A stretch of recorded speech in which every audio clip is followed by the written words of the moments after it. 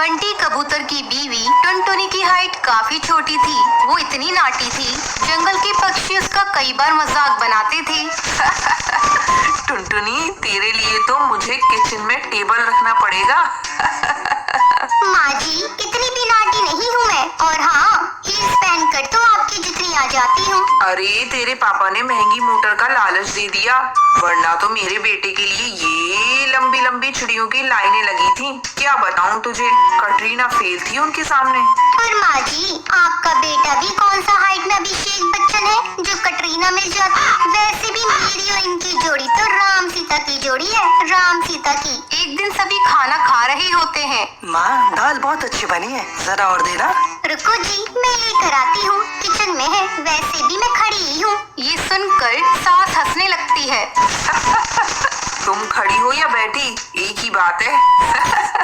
बस कीजिए जी, अभी हील्स नहीं पहनी है मैंने, वैसे भी हील्स पहनती हूँ तो आपके बराबर लगती हूँ। एक दिन टुनटुनी सब्जी लेने बाहर निकलती है तो पड़ोसन कहती है, देखो देखो कितनी नाटी है। रंग तो दिखने में ठीक ठाक था, हाइट भी ठीक ठाक थी, फिर क्या जरूरत थी ऐसी नाटी बहू लाने की। दहेज बहन दहेज, अंधे हो गए थे पैसों के पीछे, अब करे जग हंसाई।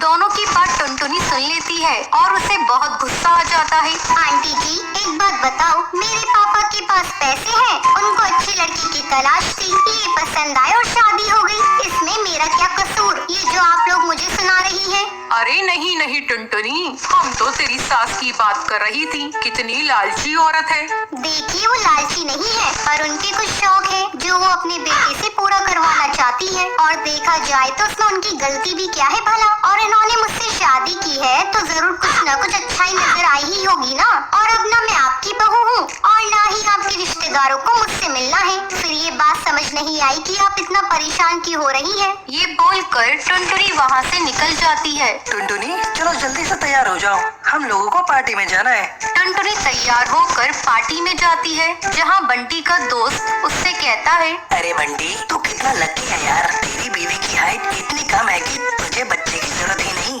भाभी बच्ची जैसी है।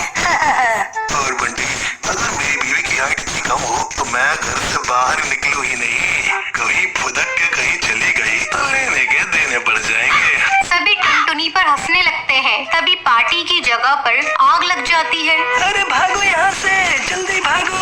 अरे लेकिन बाहर के दरवाजे पर ही आग है, हम बाहर निकलेंगे तो निकलेंगे कैसे, कोई रास्ता भी नहीं है। अरे रास्ता है ना, अगर कोई सामने वाली खिड़की से बाहर निकल जाए तो सब निकल सकते हैं। तभी टुनटुनी छोटी सी खिड़की से बाहर निकल जाती है और आग बुझा देती है। अरे वाह, भाभी जी ने तो हम सबको बचा लिया। वाह भाई वाह, बीवी हो तो ऐसी, अपने पति ही नहीं यहाँ मौजूद सभी की जान बचा ली है। भाई बंटी, माफ कर देना, तेरी बीवी तो सच में कमाल है। मुझे ये बात पता है और मुझे मेरी बीवी पर गर्व है। टुनटुनी मुस्कुराकर अपनी पति की तरफ देखती है। कुछ दिनों बाद टुनटुनी और उसकी सास मार्केट जाती है। वहाँ पर, अरे भैया, ये कपड़े देना कितने का पड़ेगा?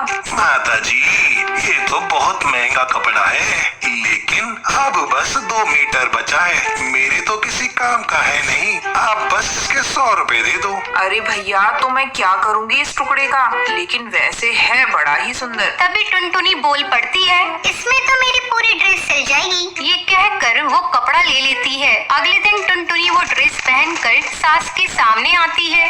अरे वाह टुनटुनी, ये ड्रेस तो काफी सुंदर लग रही है, बड़ी महंगी होगी ना। अरे कपड़ा तो मैंने ही पसंद किया था, बस पूरा नहीं था तो इसने ले लिया। सिर्फ 200 रुपए की ड्रेस है ये पूरी। देखो माँ जी, नाटी होने के भी कम फायदे नहीं है। जैसे तैसे दिन कट रहे थे, सास और पड़ोसियों का मजाक बनाने का सिलसिला चल ही रहा था। एक दिन मोहल्ले से बहुत जोर जोर से आवाज आती है, हाय रे मैं मर गई। अरे क्या हुआ? देखते हैं तो सभी गड्ढे के सामने भीड़ लगाकर खड़े होते हैं। मेरा बेटा इस गड्ढे में गिर गया। पड़ोसन जोर जोर से रोने लगती है। तभी वहाँ टुनटुनी आ जाती है।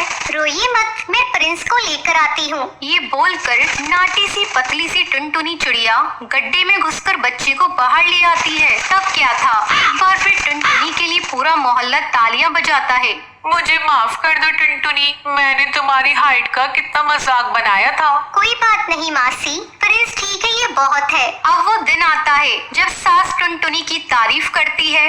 वाह बहू वाह, तेरी तारीफें सुन सुनकर तो मैं बहुत खुश हो गई। आज तो तूने ये साबित कर दिया समाज में परिंदे रंग रूप लंबाई ऊंचाई से नहीं बल्कि साहस और हौसले से काबिल कहलाता है। मुझे माफ कर देना बेटी।